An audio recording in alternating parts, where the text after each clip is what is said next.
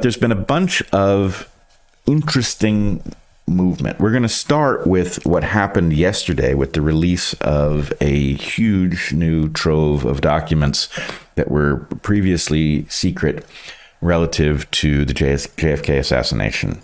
So the whole thing unfolded very strangely. The day before, President Trump had made an announcement to live reporters saying that this huge trove of documents would be released in the afternoon of the following day. Yesterday, the afternoon came, and it was many hours before the documents actually showed up, which they ultimately did. And then the internet went to work, where everybody took this trove of documents and started pouring through it. I think a lot of people pointed LLMs at it in order to process it. It was some 80,000 pages of new information. So anyway, we were all waiting with bated breath.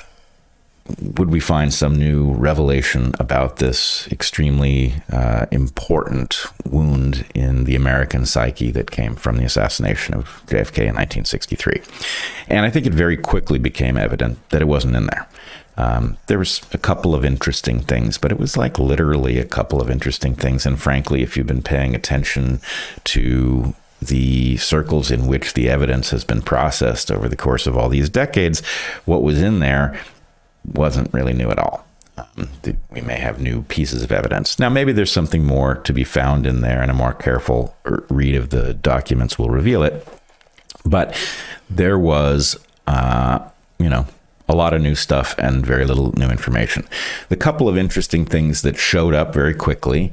Jen, you have a couple images. Do you have the one of the guy who disappeared from Washington and then soon showed up dead after, unfortunately it's unreadable from here, but here's one document in which someone closely connected to the CIA became very agitated in the immediate aftermath of the assassination, said that a small cabal within the CIA had arranged it, and soon thereafter was dead in what was ruled by the coroner as a suicide, but was suspicious. Okay, so we have yet one more thing that points toward the CIA. I've got to say, from my perspective as somebody who has long followed this case, seems pretty clear to me that the CIA is involved in one way or another. Who else is involved? Not clear, but the idea that we have a new piece of evidence pointing to the CIA is not shocking. And then we have this other piece which caused a lot of murmurs, where you have the CIA signing off on the release of these materials without redaction, except when it comes to the Israeli intelligence service. So explain to me what we're looking at here. I see highlighted in yellow the words, the Israeli intelligence service. And then in the upper left-hand corner, you see that the CIA is signing off on redactions, and it says, except in brackets, and the brackets here contain the words the Israeli intelligence I'm missing a sign. I don't understand if the CIA is saying do not redact. No, it's saying do not redact except for this. So do redact the Israeli intelligence service, in which case, why are we seeing it? Right. And it's not the only place that it shows up. What do you mean, right? I'm asking you. You've got the exact paradox. So I haven't looked at these files. Yep. Any of the 80,000 pages of them. This page, as you are showing it now, was in the files that were released yesterday. Yes. With which is it's meta. It's a view above from the would-be redactors. Yep. Okay. So, and then there are lots of other pages in which Israeli intelligence services are mentioned.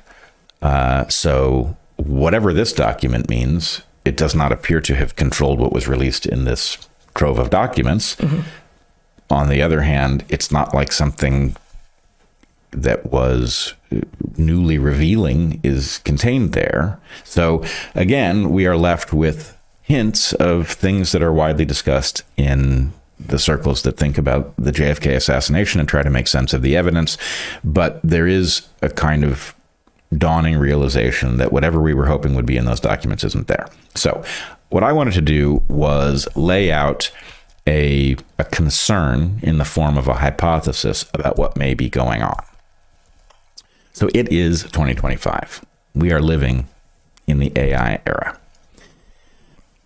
My concern about what's going on is that why, if you have 80,000 pages of documents that don't actually move the needle with respect to the case in question, why weren't they released before, right? Why were these documents kept secret if they didn't add anything to our ability to comprehend? And here's the hypothesis. The hypothesis is you have a problem when you would love to release, let's say, the guilty parties or those protecting the guilty parties. Presumably the actually guilty parties are all dead.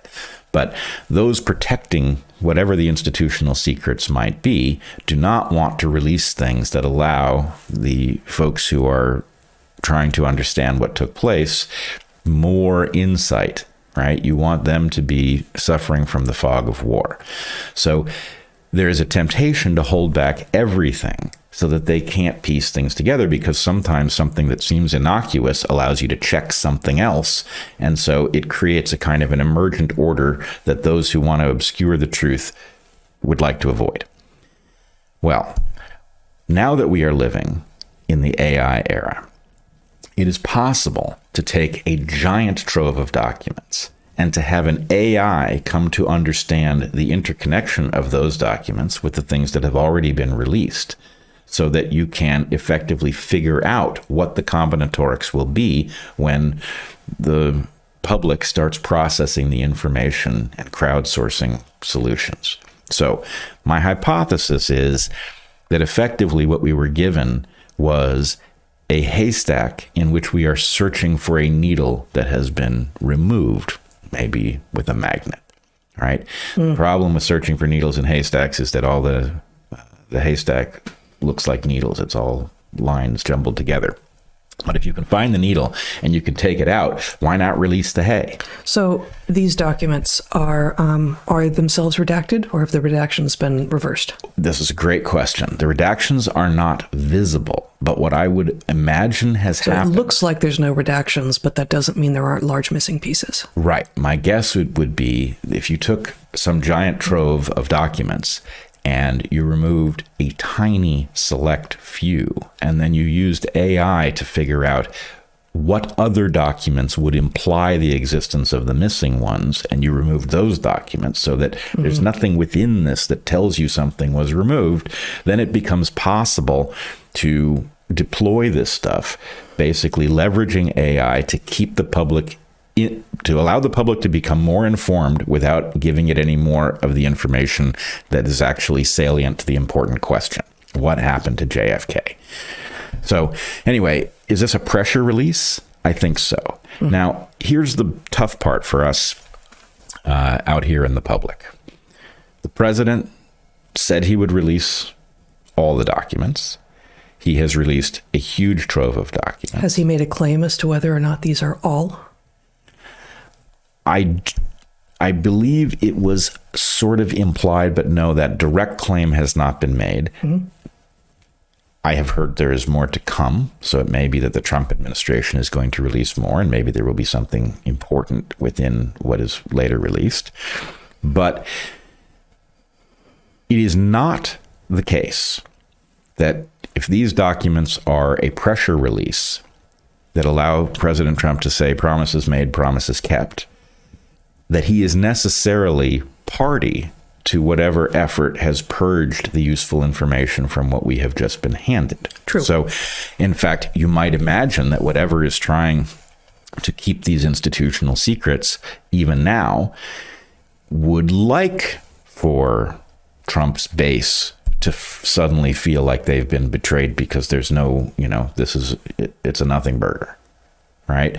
So I think we, again, as with Bobby Kennedy, as we discussed a couple of weeks back, where suddenly there was things put into the world that made it seem like we had been betrayed. And my point was, actually, this is exactly the moment to support Bobby Kennedy, that this is designed to break that support because he actually is in a position to do something really important.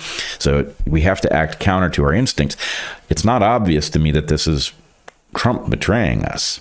Right? It's obvious to me, I think, that there's no major revelation in this, which means that whatever is held by the institutions is still being carefully guarded. And we need to demand it, just as we do with the Epstein files, right? We have no idea what role these things are playing in our modern politics.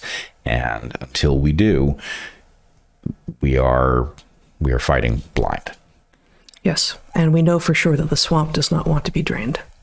The swamp does not want to be drained, right? The swamp creatures are dependent on it, and they will defend it. So anyway, the battle remains active, and it is up to us in the public to apply the correct pressure so that we actually do find out what happened to the president and who was involved. President Kennedy. Yeah, President Kennedy, exactly. I'd like to know what happened to all the presidents.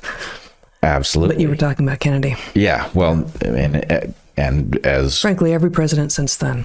Every president. I'd like to know what has actually happened. What the real story is, yeah. I would agree. The next thing I wanted to talk about is the question of deportations. Now, I will tell you that in my circles, there is a lot of concern over the case of Mahmoud Khalil